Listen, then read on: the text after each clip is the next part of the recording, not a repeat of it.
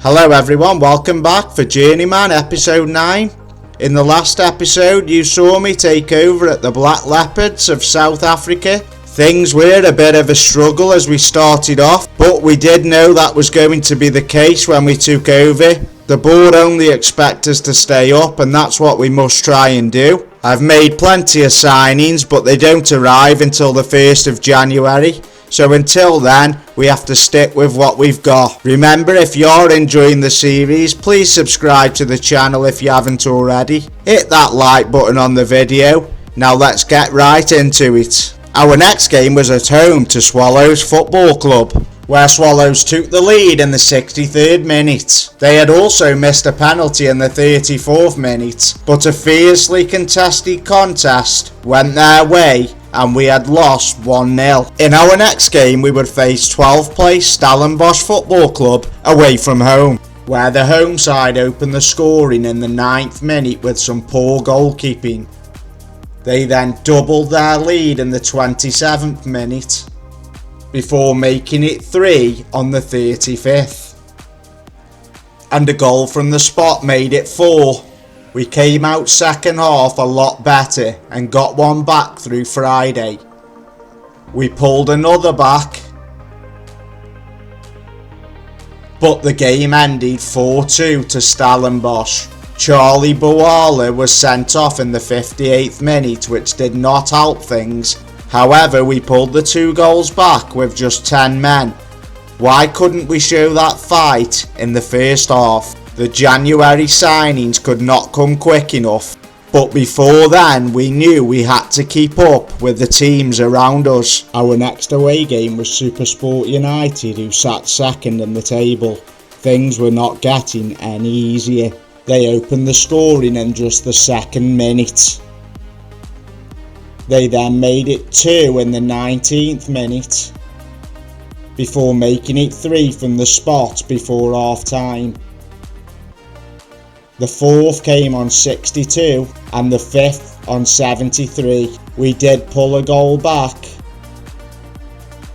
but it was another embarrassing defeat. The total mess of a squad I had been left with was biting me. I could not improve things until the new signings arrived in January, but I was extremely worried that the team would let me down before then. I called a team meeting to let the players know that they could turn this form around. They all reacted in a positive fashion, so let's hope we could take this into the next game.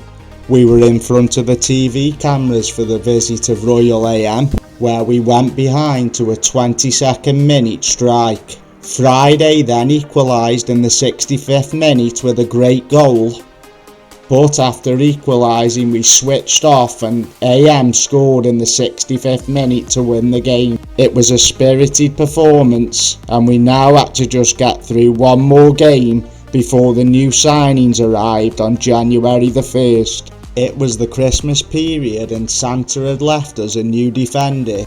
Shepo Madau joined from Cape Town Spurs. We had also signed Clement Radaby from JDR Stars. The left-sided midfielder would surely strengthen the squad in the new year.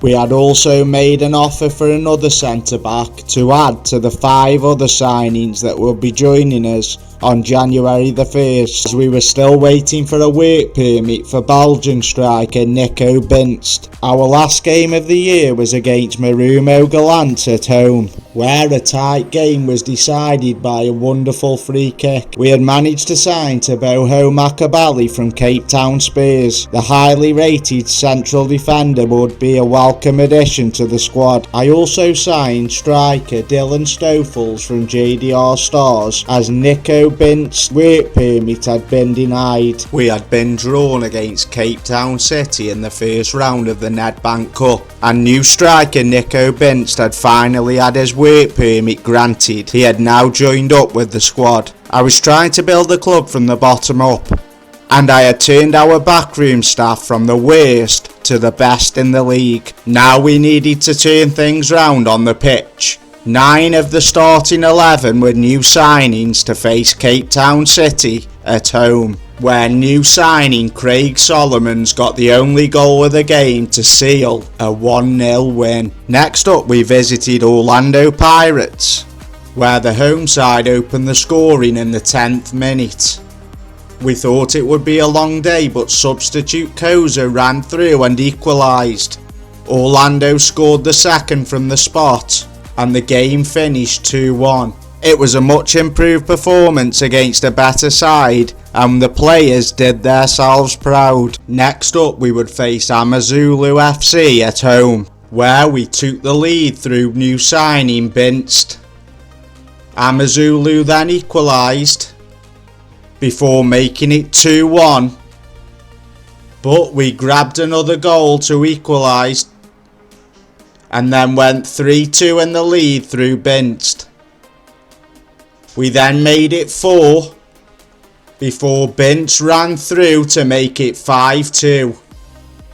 But he wasn't done there, as he grabbed another to make it 6. It was a brilliant victory, and Binst also had 2 goals chalked off. I wanted to see pressing possession football, and that's what the new players had shown me they could do. I was a proud manager, and I'm now sure we could push up the table. We next had to turn our attention to the Nedbank Cup first round, where we faced Cape Town City away from home. Cape Town scored in extra time to send us out of the cup. It was a cagey affair where we probably should have won on the balance of play, and there was disappointment all round as Manuel Jose went off with a foot injury.